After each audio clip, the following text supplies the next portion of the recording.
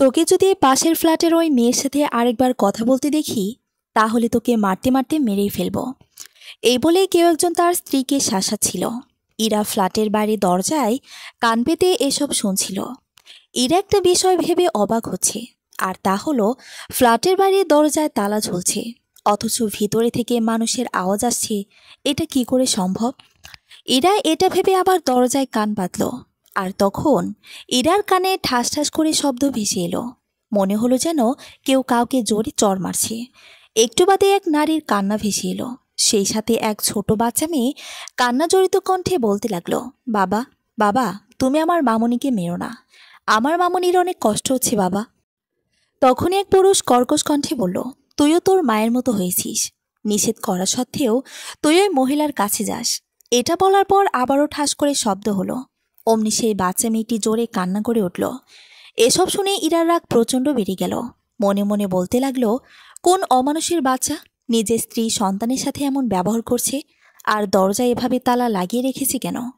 একবার যদি সেই অমানুষের বাচ্চাটাকে সামনে পেতাম তো কি যে করতাম আমি। ফ্ল্যাটের ভেতরে কান্নার শব্দ ক্রমশ বাড়ছে। ইরার সহ্য করতে না পেরে দরজায় তালা নড়ে নাড়া দিল। অমনি সবকিছু শান্ত হয়ে গেল। এরা এবার আরও অবাক হলো। মনে মনে ভাবতে লাগলো, সবাই এমন চুপ হয়ে গেল কেন, ব্যাপারটা কি? এরা দরজায় কান পেতে ভেতরের অবস্থা বোঝার চেষ্টা করতে লাগলো, কিন্তু ভেতর থেকে কোনো আওয়াজ আসছে না। এরা, তুমি এভাবে কান পেতে কি শুনছো? এই কথা শোনা মাত্রই এরা চমকে উঠে পেছনে তাকিয়ে দেখল নীল সিঁড়ি দিয়ে ওপরে উঠছে। ইরা নীলকে দেখে স্বস্তির নিঃশ্বাস ফেলল। নীল ইরার সামনে এসে বলল, কি হয়েছে ইরা, তুমি এই বন্ধ দরজায় কান পেতে কি শুনছো? ইরা নীলের দিকে তাকিয়ে বলল, রুমে বসে থাকতে আর ভালো লাগছিল না, তাই আমি একটু হাঁটাহাঁটি করছিলাম। যেইমাত্র আমি এই দরজার সামনে এলাম তখন আমার কানে কারো চিৎকার ভেসে এলো। মনে হলো কেউ কাউকে মারছে। তখন খেয়াল করে দেখলাম আওয়াজ আসলে ওই ফ্ল্যাটের ভেতর থেকে আসছিল। তখন আমি এই দরজায় কান রাখতেই ভেতর থেকে আমি চিৎকার, মারের শব্দ এসব শুনতে পাই। এমনকি একটা বাচ্চাকে কেউ খুব মারছিল। বাচ্চাটির কান্না করছিল খুব। নীল ইরার কথা শুনে অবাক হয়ে দরজার দিকে তাকালো। তারপর ইরাকে বলল, এটা কি করে সম্ভব ইরা? দরজার বাইরে তো তালা ঝুলছে, এর মানে তো বোঝাই যায় এই ফ্ল্যাটে কেউ থাকে না। তাহলে মানুষের আওয়াজ কি করে আসবে? সেটা তো আমারও কথা, বন্ধ ফ্ল্যাট থেকে মানুষের আওয়াজ কি করে আসবে? আমার মনে হয় তুমি অন্য কোনো ফ্ল্যাটের চিৎকার শুনেছ। না নীল, আমি এই ফ্ল্যাটে মানুষের চিৎকার শুনেছি। ইরার কথা শুনে নীল হেসে উঠল। ইরা নীলের দিকে তাকিয়ে দাঁত কটমট করতে লাগলো। তারপর নীলকে বলল, এই, তুমি হাসছো কেন? তোমার কথা শুনে। তোমার এই কথা যে শুনবে সেই রকমই হাসবে। আমি হাসির মতো কথা বলেছি? ধ্যাত, ভাল লাগে না। আমার সব কথা তুমি সবসময় ইয়ার্কি হিসেবে নাও। ইরা হনহন করে রুমে চলে গেল।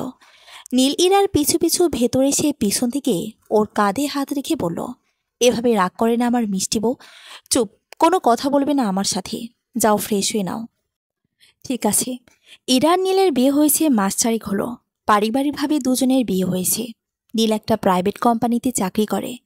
চাকরির সুবাদে 2 দিন হলো নীল ইরাকে বাড়িতে এনেছে। নীল বিয়ের আগেও এই ফ্ল্যাটেই থাকতো। ইরা অনার্স ফাইনাল ইয়ারে পড়াশোনা করে। কাল থেকে ইরার ফাইনাল পরীক্ষা শুরু। নীল অষ্টম থেকে বের হয়ে এসে দেখল টেবিলের বাটিতে নুডলস রাখা। ইরা বিছানার উপর বসে থেকে পড়েছে। নীল মাথা মুছে নুডলসের বাতে হাতে বিছানার উপর বসল। তারপর ইরার দিকে তাকিয়ে বলল, কাল থেকে তোমার পরীক্ষা, তুমি পড়া বাদ দিয়ে এমন নুডলস রান্না করতে গিয়ে সময় নষ্ট করলে কেন? ইরা বইয়ের দিকে চোখ বোলাতে বোলাতে জবাব দিল, কত সময় তো এমনিতেই নষ্ট হয়, স্বামীর জন্য না হয় এটুকু রান্না করলাম, তাতে পড়াশোনার কি এমন ক্ষতি হবে? নীল ইরার কথা শুনে হাসল। তখন ইরা আবার বলল, আর এমনিতেও আমি বাচ্চা না, যে পরীক্ষার আগের রাতে বেশি বেশি পড়তে হবে। আমি এখন বড় হয়ে গেছি, তাই সামান্য একটু চোখ বলে নিলেই হয়ে যায়। বুঝেছো মিস্টার? জি ম্যাডাম। এবার নিন, একটু হা করুন। ইরা হা করলে নীল ওকে চামচে করে নুডলস খাওয়ালো। ইরা নীলকে বলল, নীল, আমি কিন্তু সত্যি ওই ফ্ল্যাট থেকে মানুষের আওয়াজ পেয়েছি, আমি মজা করছি না। নীলকে বলবে বুঝতে পারছি না, কারণ ইরার চেহারা দেখে মনে হচ্ছে সে সত্যি কথাই বলছে। কিন্তু এটা কি করে সম্ভব হবে সেটা তো বুঝতে পারছি না নীল। নীলি বিষয়ে ইরার সাথে আর কোনো কথা বলল না। রাতে ইরা নীলের পাশে শুয়ে আছে। কিছুতেই ঘুম আসছে না ওর। বারবার সেই বাচ্চা মেয়েটির কান্না যেন ওর কানে ভেসে আসছে। কিছুতেই শান্তি পাচ্ছে না ইরা। বিছানায় এপাশ ওপাশ করছে, তারপরও যেন ঘুম আসছে না। বাচ্চার মায়ের চেয়ে সে বাচ্চার কথা বেশি মনে পড়ছে। ইস, সেই বাচ্চাটির মিষ্টি কণ্ঠে ছিল নিজের মাকে বাঁচানোর জন্য কতটা আকুতি মিনতি। কিন্তু সেই পাষাণ লোকটি বাচ্চাটিকেও ছাড়ল না। ইরা উঠে বসল, তারপর বেলকনিতে গিয়ে দাঁড়ালো। ইরা 4 তলার একটি ফ্ল্যাটে থাকে। রাত বাজে 12টা। হালকা বাতাসে ইরার চুলগুলো উড়ছে। এমন সময় ইরার চোখ পড়ল পাশের ফ্ল্যাটের সেই বেলকনির দিকে। সেখানে একজন মেয়ে বেলকনির গ্রিল ধরে দাঁড়িয়ে আছে। মেয়েটির গায়ে সাদা রঙের জামা। এই বেলকনি থেকে অপর বেলকনির দূরত্ব প্রায় 2 থেকে 3 ফিট।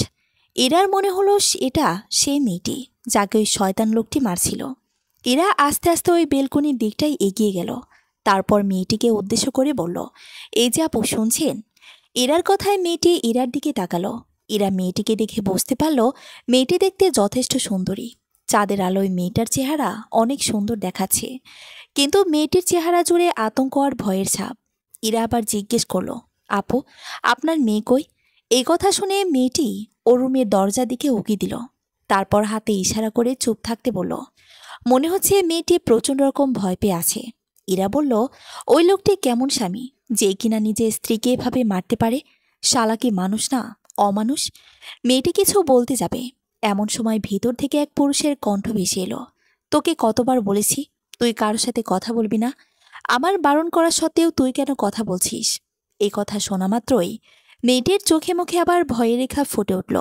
মেয়েটি শুধু ইরার দিকে তাকিয়ে বলল, আমি এত মার খেতে খেতে এবার সত্যি মরে যাব। ওই শয়তানটা আমার ফুলের মতো মেয়েটাকে ছাড়ে না। এই বলে মেয়েটি দৌড়ে রুমের মধ্যে চলে গেল।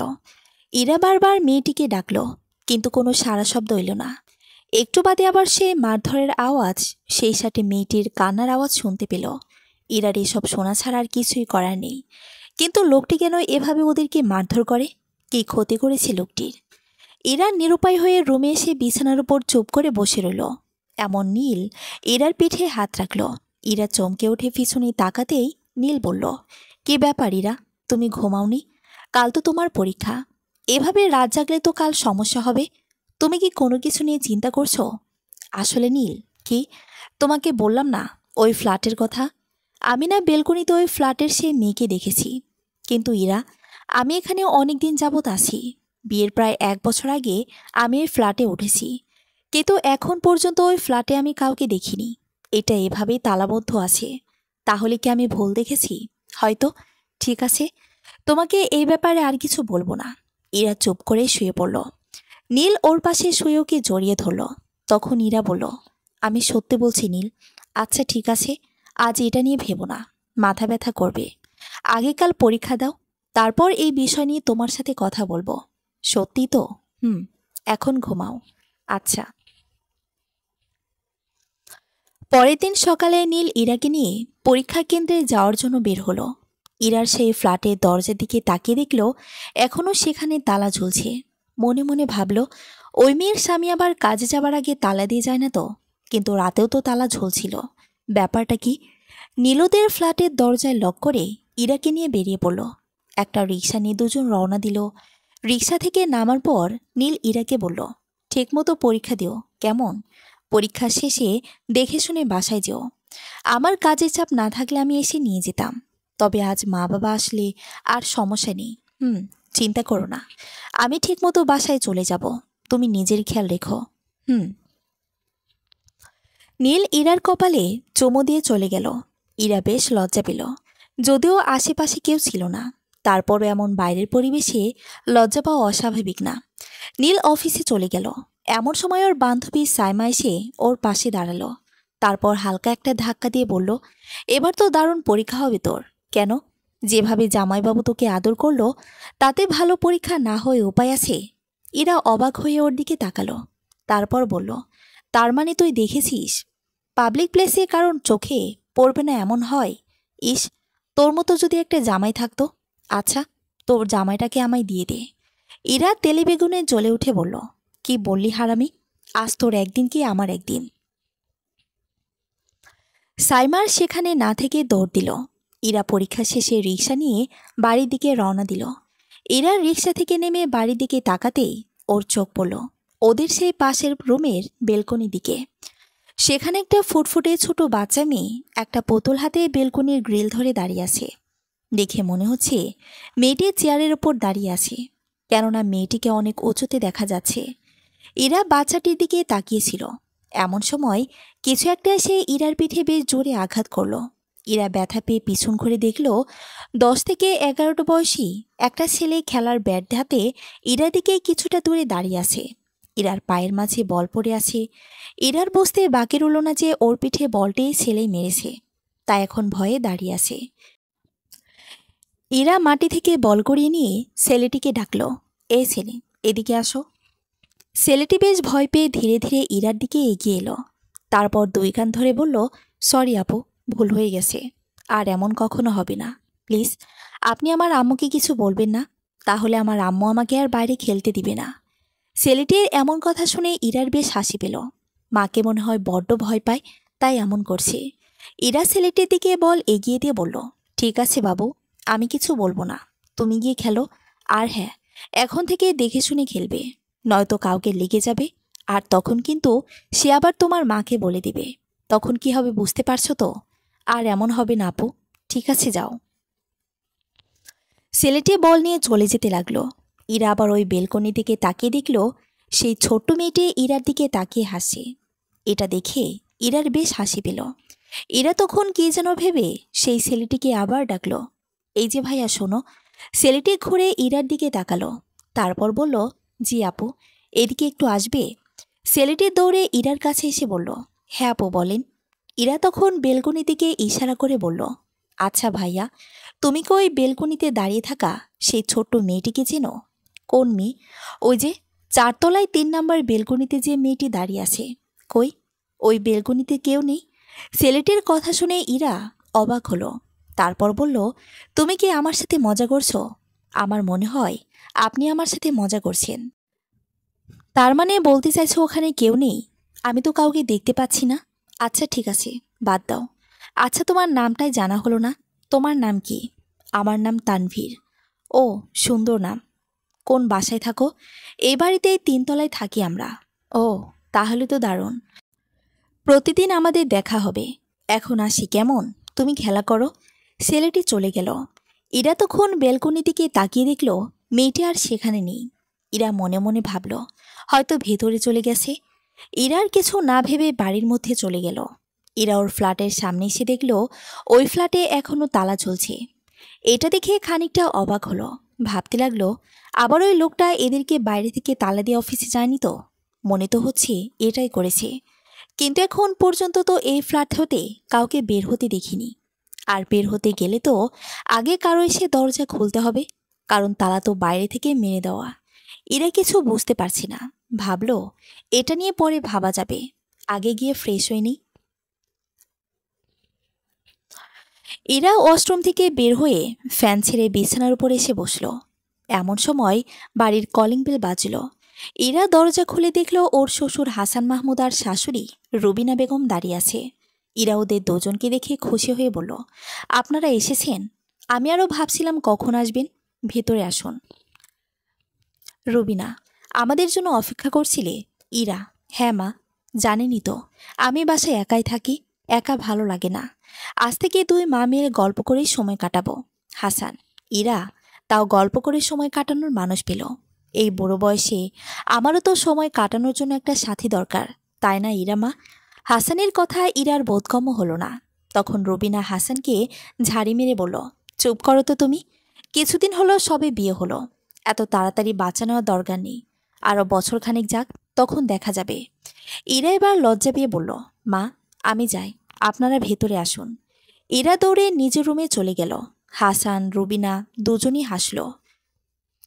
বিকেলবেলা ইরা বেলকনিতে এসে পাশের ফ্ল্যাটের বেলকনির দিকে তাকিয়ে আছে। কোনো সাড়া শব্দ পাচ্ছে না ইরা। মনে মনে ভাবছে ওরা 2 মা মেয়ে কি ঘুমাচ্ছে নাকি? কিন্তু আমি এখন একটা বিষয় বুঝতে পারছি না, তখন ওই ছেলে বাচ্চা মেয়েটিকে দেখতে পেল না কেন? নাকি আমার সাথে মজা করলো? কিন্তু আমার সাথে কেন মজা করতে যাবে? এরা ওই বেলকনি থেকে চোখ সরিয়ে রুমে ঢুকতে যাবে। আর তখন, আন্টি তুমি কোথায় যাচ্ছ? আমার সাথে গল্প করবে না?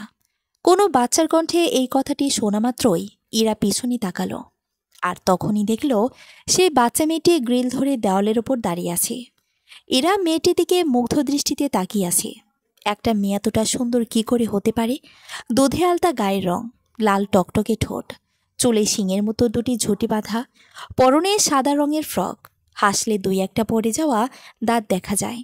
ইরা মেয়েটির দিকে তাকিয়ে হাসি দিয়ে বলল, হ্যাঁ মামনি, গল্প করব তো, কিন্তু তুমি তো বাড়ি থেকে বের হও না।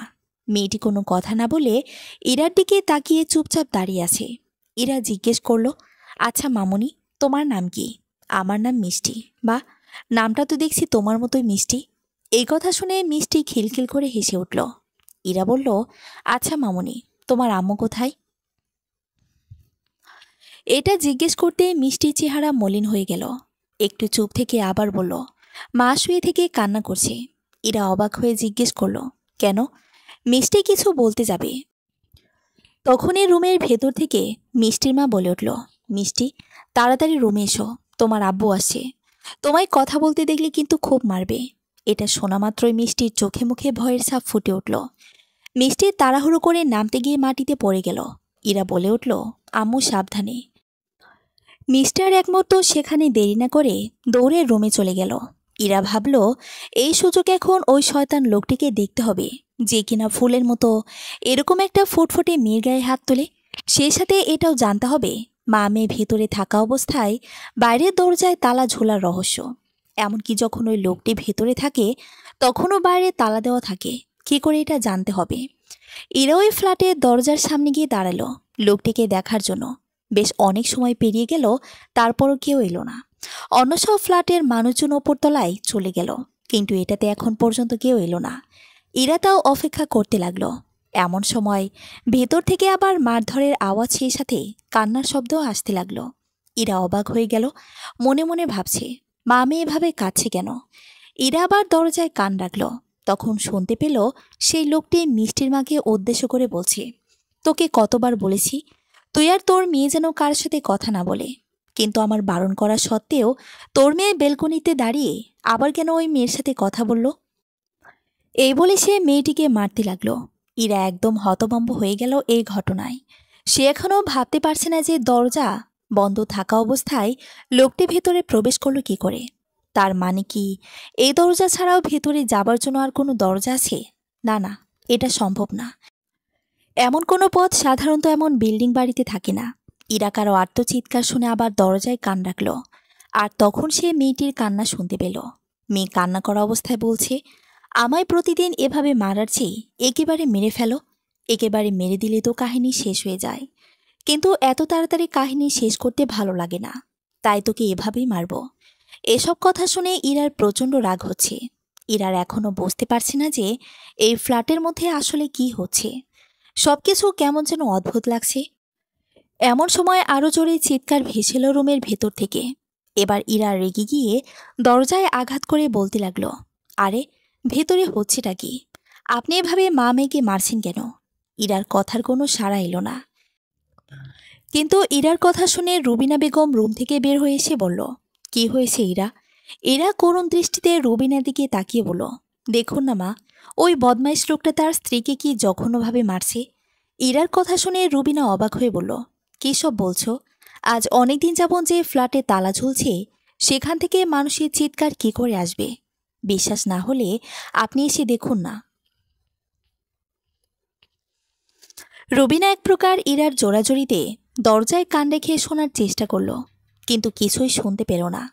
তখন রুবিনা ইরার গালে হাত রেখে বলল, ইরা, তুমি ঠিক আছো? হ্যাঁ মা, আমি একদম ঠিক আছি। আর সত্যি কথাই বলছি, কালকেও এটা শুনেছি, আবার আজও শুনলাম। নীলু আমার কথা বিশ্বাস করছি না। ইরা, এটা আসলে বিশ্বাস করার মতোই না যে ফ্ল্যাটে কেউ থাকে না সেখান থেকে চিৎকার কি করে আসবে। কিন্তু আমি তো শুনেছি, এমনকি ওই বাচ্চাকে দেখেওছি। রুবিনা এবার বেশ বিরক্ত হয়ে বললেন, ইরা, এমন কিছু নেই। তুমি তো দেখছো যে দরজায় তালা, তাহলে কি করে কারো চিৎকার আসবে? তোমার এই কথা যে শুনবে সে তোমায় পাগল বলবে। ইরা এই কথা শুনে আর কিছু বলল না। ইতিমধ্যে বেশ কজন বের হয়ে এসেছে, আর ইরার এই কথাগুলো শুনে হাসাহাসি করছে। অনেকে তো পাগল বলেছে। ইরা এসব সহ্য করতে না পেরে ভেতরে চলে গেল। ইরা রুমে এসে মন খারাপ করে বসে আছে। ইরা এখনো বুঝতে পারছে না সে সব শুনতে পেলেও আর কোনো মানুষ শুনতে পাচ্ছে না কেন, ব্যাপারটা কি। এদিকে রুবিনা বেগম ভাবছে ইরা হঠাৎ এসব আজগুবি কথা বলছে কেন, কোথাও আবার ওর মাথার কোনো সমস্যা নেই তো। রুবিনা বেগম ইরার রুমে এলো, ইরার কাছে গিয়ে বলল, ইরা, তুমি যা বলছিলে সব কি সত্যি, নাকি তুমি মজা করছিলে? আমি এরকম মজা কেন করতে যাব?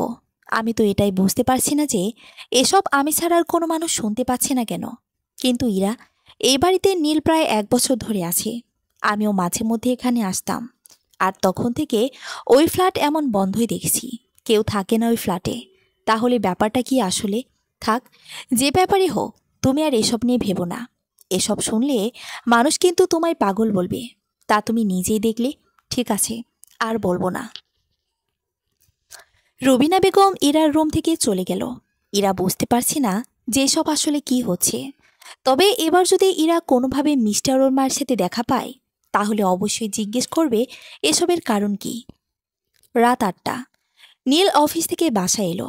নীল বাড়ির মধ্যে ঢুকতেই রুবিনা ইশারায় নীলকে নিজের রুমে ডাকলো। নীল ভেতরে আসার পর ওর মাকে বলল, কিছু বলবে মা? সত্যি করে একটা কথা বলবি আমায়? হ্যাঁ বলো, কি কথা? তোর বইয়ের মাথায় কি কোনো সমস্যা আছে? নীল ওর মায়ের কথা শুনে অবাক হয়ে বলল, এসব কি বলছো মা? মাথায় সমস্যা হবে কেন? এরা একদম সুস্থ স্বাভাবিক মানুষ। কিন্তু আজ যা করলো, এতে তো আমার মনে হচ্ছে ওর মাথায় সত্যি কোনো সমস্যা আছে। কেন, কি হয়েছে? রুবিনা বেগম সেই ঘটনা নীলকে খুলে বলল। সব শুনে নীল বলল, আসলে মা, কাল রাত থেকে ইরা আমাকে ওইসব বলছিল। বুঝতে পারছি না এসব বলার মানেটা কি। ওর হাবভাব দেখে তো মনে হচ্ছে ইরা সব সত্যি বলছে। কিন্তু এসব শুনে ফ্ল্যাটের লোকজন ওকে পাগল বলছিল, যেটা আমার একটুও সহ্য হলো না। ওকে বারণ করো, সেজন্য আর এসব পাগলামি না করে। ঠিক আছে, তবে এটা ছাড়া কিন্তু আমি ওর মধ্যে আর কোনো কিছু দেখিনি, যেটা দেখে মনে হবে যে ওর মাথায় সমস্যা হবে। হয়েছে, বইয়ের হয়ে আর সাফাই গাইতে হবে না। সাফাই গাওয়া কি মা একজনের একটা দোষ নিয়ে তাকে সম্পূর্ণভাবে দোষী করা ঠিক না। বিয়ে হতে না হতেই একদম বউ পাগল হয়ে গিয়েছিস, খুব ভালো। রবিনার কথাগুলো নীলের কাছে খুব বিরক্ত লাগলো, তাই রুম থেকে চলে গেল। মনে মনে ভাবছে, আমার মাটাও কেমন যেন সামান্য একটু দোষ পেয়ে সেটা নিয়ে শুরু করে দিয়েছে। নীল রুম থেকে বের হতে দেখল ইরা দাঁড়িয়ে আছে। নীল একটু ভয় পেল, ভাবতে লাগলো এরা আবার কিছু শুনতে পেল না তো। ইরা নীলের দিকে তাকিয়ে মুচকি হাসি দিল। নীল প্রশ্ন করল, এখানে কি করছো ইরা? রান্নাঘরে গিয়েছিলাম। রান্নাঘর থেকে রুমে যাওয়ার সময় তোমার গলা শুনলাম, তাই ভাবলাম তুমি হয়তো এসেছো। তাই এটা দেখার জন্য মার রুমে যাচ্ছিলাম, তখনই তুমি বের হলে। ও আচ্ছা, যাও ফ্রেশ হয়ে নাও, আমি তোমার নাস্তা দিচ্ছি। নীল ইরার গাল টেনে রুমে চলে গেল। ইরা মুচকি হাসল, মনে মনে বলতে লাগলো, আমি সবই শুনেছি নীল, কিন্তু কি ভাবছো এটা নিয়ে আমি তোমার সাথে ঝগড়া করব? কখনোই না। দোষ পেলে দু একটা কথা বলবেই, এটা নিয়ে ঝগড়া করা চরম বোকামি। ইরা রান্নাঘরে চলে গেল। নীলের জন্য নাস্তা বানিয়ে রুমে এলো। একটু বাদে নীল ওয়াশরুম থেকে বের হলো। তারপর ইরার পাশে বসে খেতে লাগলো। তারপর ইরাকে জিজ্ঞেস করলো, আচ্ছা ইরা, তুমি কি সত্যি ওসব আওয়াজ শুনতে পাও? সত্যি শুনতে পাই। আর কতবার বলবো, তাহলে আমরা শুনতে পাই না কেন? এটা তো আমারও প্রশ্ন। আচ্ছা ঠিক আছে, বাদ দাও, এটা নিয়ে মাথা ঘামিও না, কারণ এটা কেউ বিশ্বাস করবে না। এজন্য আর কাউকে কিছু বলবো না। তবে আমি এটার রহস্য ঠিক খুঁজে বের করব। একটা কথা বলার ছিল। কি? আমাদের অফিসের এমডি সাজ্জাদ চৌধুরীর একমাত্র ছেলে কাল 1 বছরের জন্মদিন, আর সেজন্য আমি সহ অফিসের সবাইকে তার স্ত্রী সন্তান সহ ইনভাইট করেছেন। বা, খুব ভালো তো, কিন্তু আমি যাব না। আমার এসব জন্মদিন কিন্তু ভালো লাগে না। প্লিজ এমন বলো না। স্যার অনেক অনুরোধ করেছে আমরা যেন উপস্থিত হই। আর তাছাড়া স্যার খুব ভালো মানুষ, প্লিজ তুমি না করো না। এরা চুপ করে কি যেন ভাবল, তারপর বলল, আচ্ছা ঠিক আছে যাব। নীল খুশি হয়ে ইরাকে জড়িয়ে ধরে 2 গালের ঠোলে চুমু দিল। ইরা মুচকি মুচকি হাসল। তারপর বলল, আচ্ছা, তুমি বেশিরভাগ সময় আমার টোলে চুমু খাও কেন? কারণ আমার এই জায়গাটা খুব বেশি পছন্দ, তাই এখানে বেশি আদর করি। ইরা নীলের নাক টেনে বলল, পাগল একটা। জানো, সাজ্জাদ স্যার অনেক ভালো মানুষ, সে আমায় অনেক সাহায্য করেছে। আমি যে এই ফ্ল্যাটে আছি এটার কোনো ভাড়া দিতে হয় না, কারণ এই ফ্ল্যাট ওনার নিজেরই কেনা। উনি আমায় ছোট ভাইয়ের মতোই দেখে। ও আচ্ছা, তাহলে তো মনে সে সত্যিই খুব ভালো, বড় মন। তবে বড় লোকদের মধ্যে খুব কম মানুষেরই মন বড় হয়। কিন্তু স্যার সবার থেকে আলাদা। আচ্ছা, এইবারে প্রতিটা ফ্ল্যাটের মালিক কি আলাদা? তা তো অবশ্যই। কোনো মালিক এখানে থাকে, কেউ ভাড়া দিয়ে চলে গেছে। বুঝলাম। রাতে খাওয়া দাওয়া শেষে ইরা শুয়ে পড়ল, কিন্তু ইরার চোখে কিছুতেই ঘুম আসে না। বারবার মিষ্টি চেহারা ইরার চোখের সামনে ভেসে উঠছে। সেই সাথে মা মেয়ের করুণ আর্তনাদ ইরার কানে বাজছে। ইরা কেমন যেন অস্থির লাগছে, সেই সাথে প্রচণ্ড গরম। তাই ইরা উঠে বসল। ঘড়ির দিকে তাকিয়ে দেখে রাত 1:30 বাজে। ইরা বেলকনিতে গিয়ে দাঁড়ালো। বাইরে মৃদুমন্দ বাতাসে মুহূর্তেই ইরার শরীর ঠান্ডা হয়ে গেল। প্রতিটা শাশুড়ির কাছে তুমি যত ভালো হয়ে থাকারই চেষ্টা করো না কেন, তারা তোমার একটা ভুল দেখলেই সেটা নিয়ে কানাঘষা শুরু করবেই। সেই সাথে ছেলের মনেও স্ত্রীকে নিয়ে বিষ ঢেলে দেবে। ইরা এই কথা শুনে তাকিয়ে দেখল পাশের বেলকনিতে মিষ্টির মা ইরার দিকে মুখ করে তাকিয়ে আছে, আর সেই কথাগুলো বলল। ইরা ওর কথা শুনে অবাক হয়ে গেল। ইরা বুঝতে পারল যে মেয়েটি সন্ধ্যায় রুবিনা বেগমের নীলকে বলা কথাগুলোকে উদ্দেশ্য করে এটি বলেছে।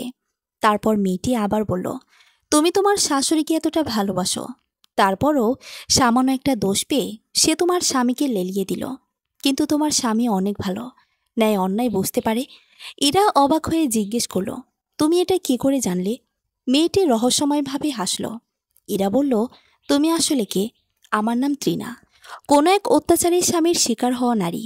তৃণা অনেক দুঃখ নিয়ে কথাটি বলল। ইরা কিছু বলতে যাবে, তার আগে তৃণা বলল, আচ্ছা বলো তো, বড়লোক ফ্যামিলির মানুষের নিজের ছেলের বিয়ের জন্য মধ্যবিত্ত পরিবার খোঁজে কেন? তারা অল্পতেই সন্তুষ্ট থাকে, প্লাস সংসারের কাজকর্মে পারদর্শী হয় এজন্য। ঠিক বলেছ। তবে তারা যখন এরকম কোনো মেয়েকে ছেলের জন্য বিয়ে করে আনে, তখন ছেলের পরিবার মেয়েটিকে বউয়ের পরিবর্তে চাকরের চোখে দেখে। নিজের প্রয়োজন মতো সব কিছু করে নেবে। তারপর পান থেকে চুন খসলেই শুরু হয়ে যাবে ওদের কথার আঘাত। সেই সাথে মেয়েটির স্বামীকে দিয়েও শুরু হবে শারীরিক ও মানসিক নির্যাতন। তোমার প্রতিও তো অনেক নির্যাতন করে স্বামী নামের ওই শয়তানটা। করে না? আগে করত। মানে? নীল খেয়াল করে দেখল ইরা বিছানায় নেই।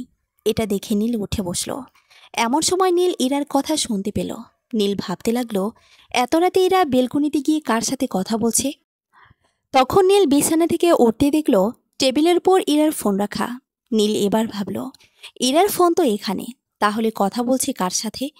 নীল দেখার জন্য বেলকনির দিকে যেতে লাগলো।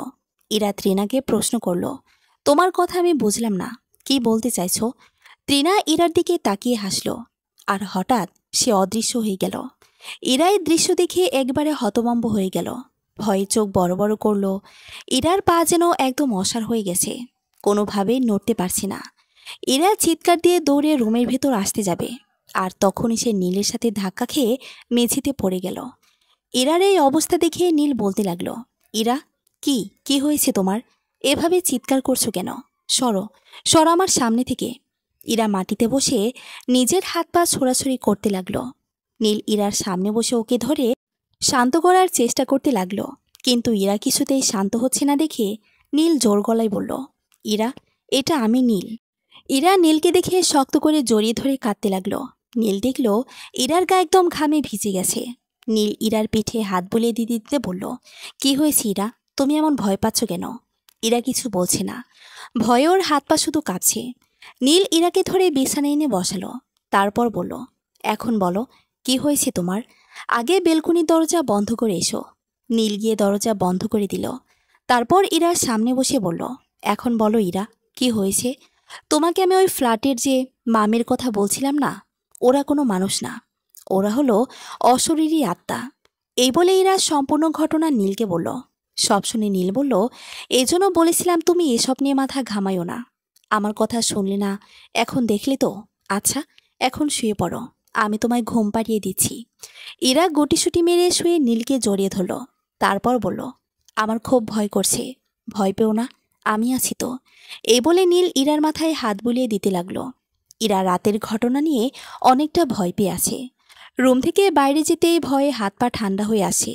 ইরা রুমে হাঁটুতে মুখ গুজে বসে আছে। এটা দেখে নীল ওর কাছে বসল। তারপর বলল, ইরা, তুমি কি এখনো ভয় পাচ্ছ? ইরা মাথা নাড়িয়ে হ্যাঁ সূচক উত্তর দিল। নীল বলল, ভয় পেও না, কিছু হবে না। তুমি মার কাছে গিয়ে বসে থাকো, ভালো লাগবে। আচ্ছা, আজও কি তুমি অফিস যাবে? হুম, কিছু কাজ আছে, সেটা করে দুপুর 2টার মধ্যে ফিরে আসব। তারপর 4টা-5টার মধ্যে আমরা বেরিয়ে পড়ব। ঠিক আছে, তুমি সাবধানে যেও। হুম। নীল বেরিয়ে গেল। এরা মনে মনে একটা কথা ভাবছে, ওরা মামি আসলে সত্যি ভূত? কিন্তু এটা কি করে সম্ভব? মানুষ মরে গেলে তো ফিরে আসে না, তাহলে ওরা কিভাবে আসলো? এই প্রশ্নগুলো বারবার ইরার মনের মধ্যে উকি মারতে লাগলো। একবার ভাবছে সে ওদের মামির রহস্য খুঁজে বের করবে, আবার ভাবছে এতে যদি ওরা কোনো ক্ষতি করে বসে তখন কি করবে। আন্টি, তুমি কি আমাদের দেখে ভয় পাচ্ছ? আমরা তোমার কোনো ক্ষতি করব না আন্টি। এই কথা শুনে ইরা মাথা তুলে দেখল ওর সামনে মিষ্টি দাঁড়িয়ে আছে।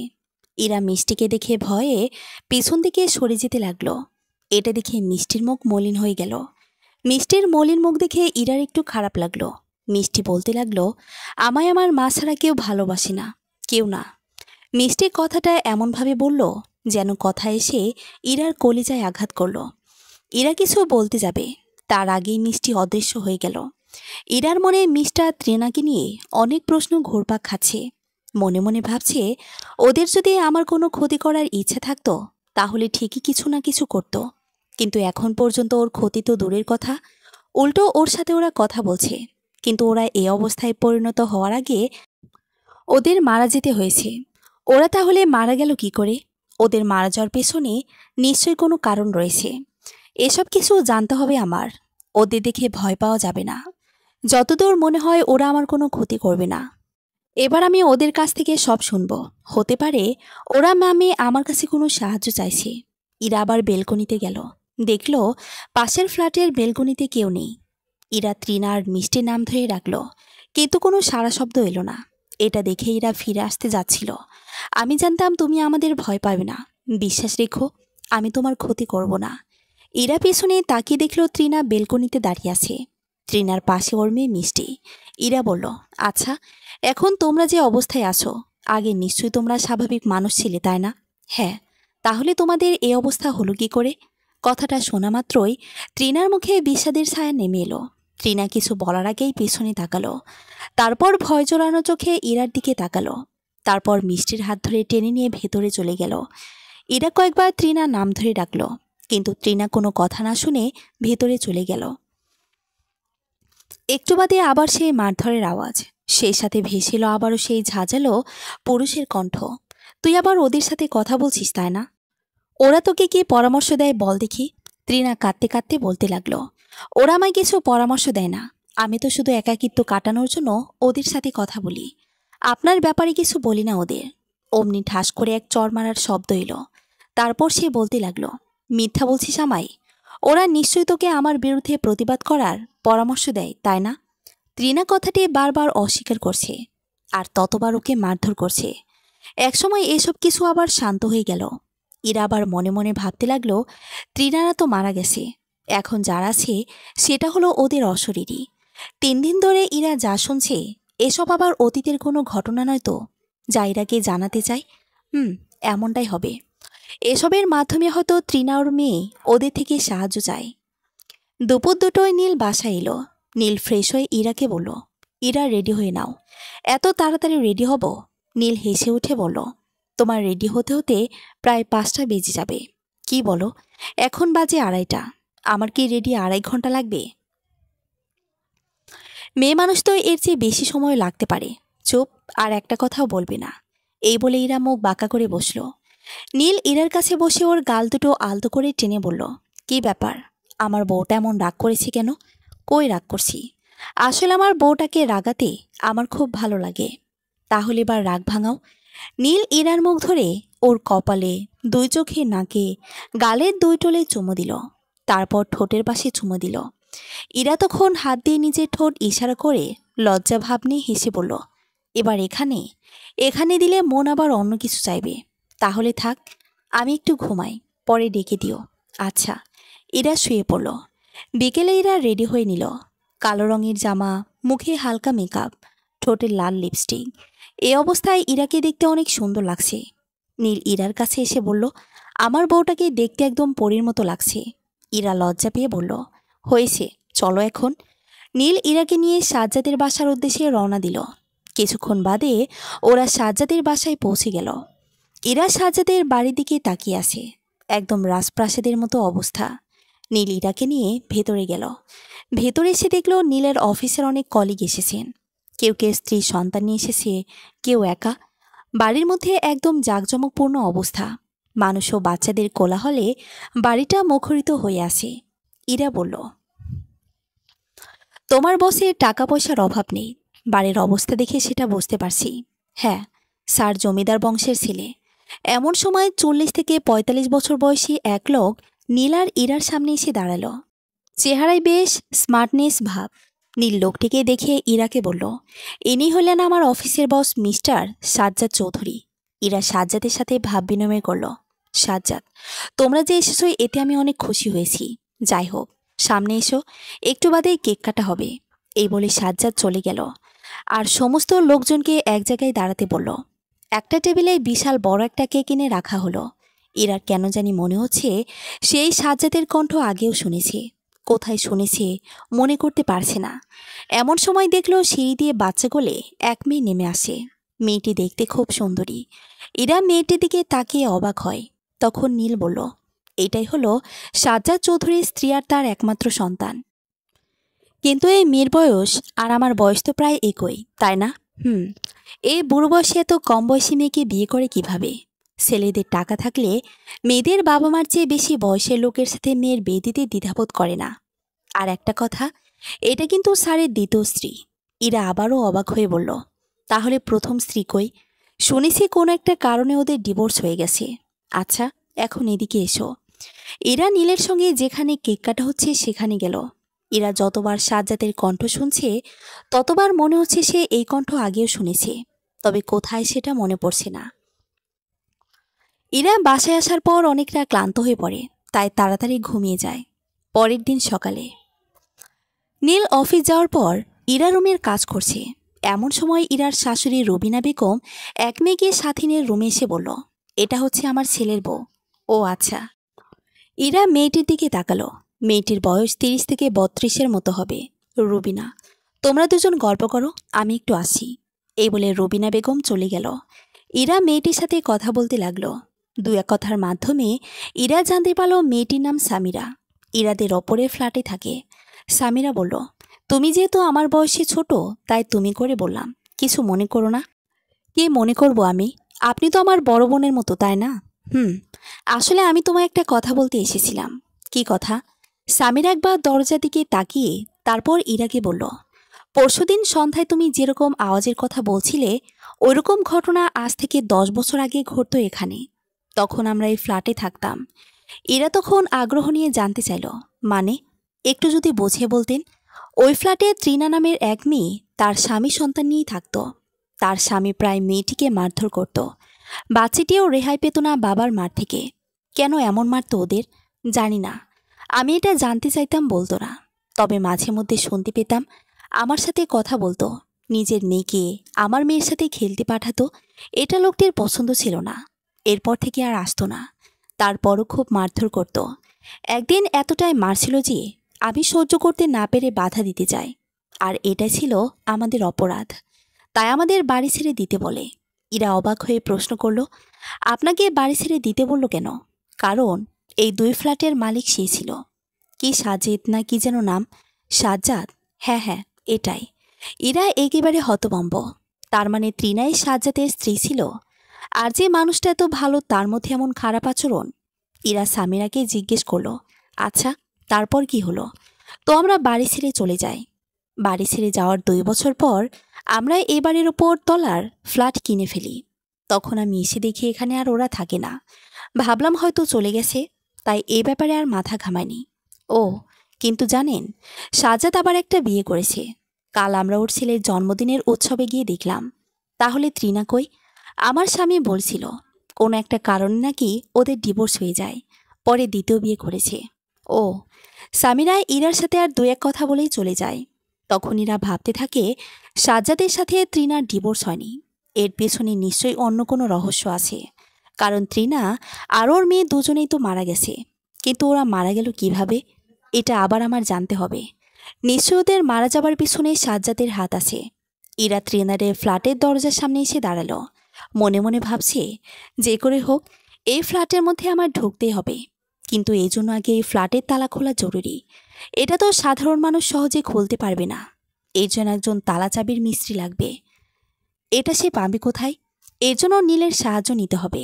নীলকে এই কাজের জন্য আমায় সাহায্য করবে বলে তো মনে হয় না, তারপরও শেষ চেষ্টা করতে হবে।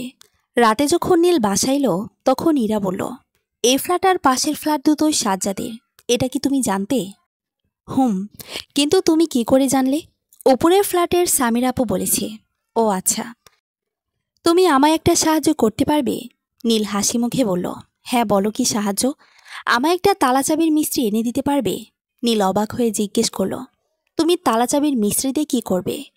ইরা তখন নীলকে ত্রিনা ওর মেয়ে মিষ্টি আর সাজ্জাদের ব্যাপারে সবকিছু খুলে বলল। তারপর ইরা বলল, আমার মনে হয় ত্রিনা ওর মেয়ের পেছনে নিশ্চয়ই সাজ্জাদের হাত আছে। এই ফ্ল্যাটে গেলে আমরা সব বুঝতে পারবো। আর ত্রিনার মিষ্টি হয়তো কোনো কারণে মুক্তি পায়নি, আর সেজন্য ত্রিনা ওর অতীতের ঘটনা আমায় জানাতো, যাতে আমি ওদের সাহায্য করি। অন্যের ফ্ল্যাটে প্রবেশ করা ঠিক হবে না এরা। আর তুমি যে বলছো অশরীরী আত্মা, এসব কিছু হয় না এরা। আর সাজ্জাদ স্যারের অতীতে যাই হয়ে থাক না কেন, সেটা নিয়ে আমাদের মাথা ঘামানো ঠিক হবে না। কেন ঠিক হবে না নীল? জানো ওই সাজ্জাদ ওদের মা মেয়েকে কতটা কষ্ট দিয়েছে? তুমি যদি আমার কথা বিশ্বাস না করো তাহলে উপরের ফ্ল্যাটের সামিরা আপুর কাছে যাও, সে সবটা জানে। সাজ্জাদ আসলে ভালো মানুষের আড়ালে কতটা খারাপ। আর আমার মন বলছে সাজ্জাদ নিশ্চয়ই মা মেয়েকে হত্যা করেছে। নীল অনেক ভেবে জবাব দিল, ঠিক আছে, আমি তালা খোলার ব্যবস্থা করে দিব, তবে আমিও তোমার সাথে যেতে চাই। ঠিক আছে। নীল পরের দিন একজন তালা চাবির মিস্ত্রি এনে ওই ফ্ল্যাটের দরজা তালা খুলে নিল। তারপর ইরাকে বলল, এবার চলো গিয়ে দেখি কে লুকানো আছে এই ফ্ল্যাটে। নীল ইরাকে নিয়ে ফ্ল্যাটে ঢুকতেই ভ্যাপসা পচা গন্ধ নাকে এসে লাগলো। নীল বলল, অনেকদিন ধরে বন্ধ থাকার কারণে কেমন গন্ধ তৈরি হয়েছে দেখেছো? আর তুমি কিনা বলছো এখান থেকে তুমি মারধরের আওয়াজ পাও। ইরা কোনো কথা বলছে না। বাড়ির দরজা জানালা সব একেবারে বন্ধ করে দেওয়া। সামান্য সময় দুজনের গা একদম ভিজে গেছে। দুজনের বেশ অস্বস্তি হচ্ছে। ইরা ফোনের ফ্ল্যাশ লাইট জ্বালিয়ে রুমে জানালা খুলে দিল।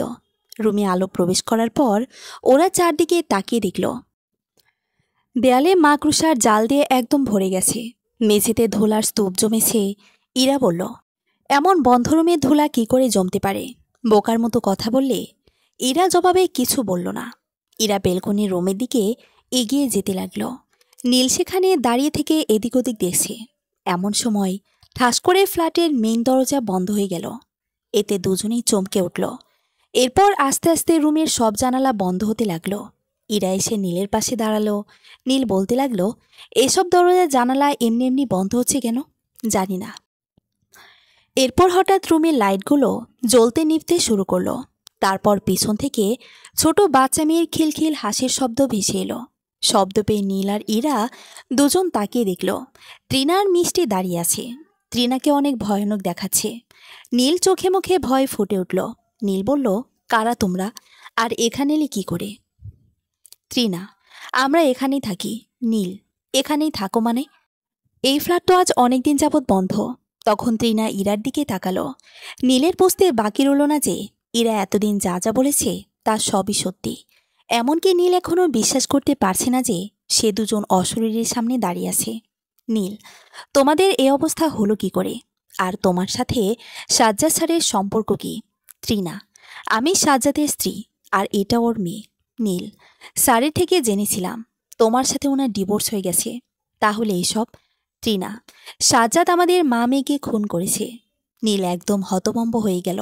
সে বিশ্বাসই করতে পারছে না যে সাজ্জাদের মতো লোক এমন একটা কাজ করতে পারে।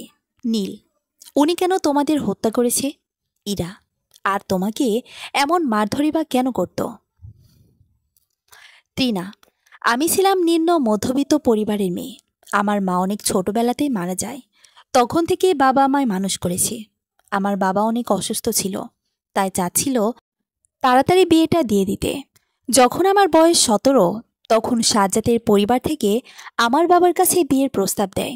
ওরা অনেক সম্ভ্রান্ত পরিবারে ছিল। তাই বাবা কোনো কিছু না ভেবেই বিয়েতে রাজি হয়ে যায়।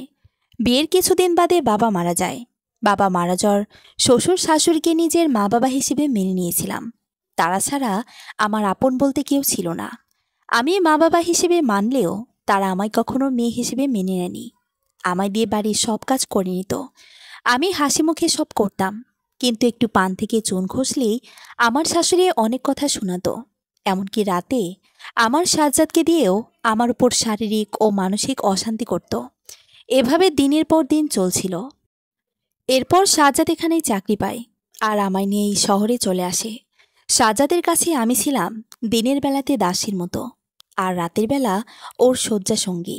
ব্যাস, এছাড়া আর কিছু না। সাজ্জাদ প্রায় মারধর করত যদি কারোর সাথে কথা বলতাম, এর জন্য মারত আমায়। এরপর আমার মেয়ে মিষ্টির জন্ম হয়। ভেবেছিলাম এবার হয়তো সব ঠিক হয়ে যাবে, কিন্তু মেয়ে হওয়ায় আমার উপর আরও বেশি অশান্তি শুরু করে। আমার অপরাধ, আমি মেয়ে জন্ম দিলাম কেন? নীল, ছি, একজন শিক্ষিত মানুষ হয়ে কি করে পারে এসব করতে? সন্তান ছেলে হবে না হবে এটা খোদা ছাড়া আর কারো পক্ষে জানা সম্ভব না। তারপরও এমনটা কিভাবে করলো? ইরা। তারপর কি হলো? ত্রিনা। সাজ্জাদ আমায় কারো সাথে মিশতে দিত না। ভাবতো আমি হয়তো মানুষের বুদ্ধি শুনে ওনার বিরুদ্ধে ষড়যন্ত্র করব। আমার মেয়েটাও বন্দি অবস্থায় বড় হতে লাগলো। একদিন সামিরা মেয়ের সাথে খেলছিল বলে আমাদের দুইজনকে খুব মেরেছিল। ইরা, ছি। আচ্ছা, সাজ্জাদ মেরে ফেললো কেন তোমায়? ত্রিনা। একদিন আমি প্রচণ্ড অসুস্থ ছিলাম। কিভাবে যে রান্না করেছি বুঝতে পারিনি। সাজ্জাদ খাওয়ার সময় বলে ওঠে খাবারে নাকি লবণ বেশি হয়েছে। এই নিয়ে আমার বাবা তুলে গালিগালাজ করে। তখন আমি সহ্য করতে না পেরে ওর কথার প্রতিবাদ করি। আর তখন সে রাগে প্রেসার কুকার দিয়ে আমার মাথায় সজোরে একের পর এক আঘাত করতে থাকে। আর তখন আমি মাটিতে লুটিয়ে পড়ি। মাথায় প্রচণ্ড আঘাতের ফলে আমার মৃত্যু হয়। এটা দেখে মিষ্টি খুব চিৎকার করতে থাকে আর বলে, তুমি আমার মাকে মেরে ফেলেছ। কেউ জেনে যাবে ভেবে সাজ্জাদ মিষ্টিকে রুমে নিয়ে গিয়ে থামানোর চেষ্টা করে, কিন্তু মিষ্টি থামে না দেখে ওকেও বালিশ চাপা দিয়ে মেরে ফেলে। তারপর আমাদের লাশ আলমারিতে রেখে বাড়ি ছেড়ে চলে যায়। সবাই ভাবে সাজ্জাদ আমাদের নিয়ে অন্য বাসায় চলে গেছে, আর সেজন্য এই ফ্ল্যাট বন্ধ পড়ে আছে। কাউকে খুলতে দেয়নি সেদিনের পর থেকে। আর তখন থেকে আমরা এখানেই পড়ে আসি। আমাদের ঠিকমতো দাফন না করা পর্যন্ত মুক্তি ঘটবে না। নীল, আমি আপনার মুক্তির ব্যবস্থা করব, সেই সাথে খুনিকেও শাস্তি দেব। এটা শুনে ত্রিনা মিষ্টিকে নিয়ে অদৃশ্য হয়ে গেল। নীল আর ইরার এসব শোনার পর খুব কষ্ট হচ্ছে মামের জন্য। নীল, ওনার এই রাগের জন্য এবার ওনাকে পস্তাতে হবে। মানে? নীল, আমি নিজে এদের খুনের শাস্তি সাজ্জাদকে দিব। ইরা একদম অবাক হয়ে গেল।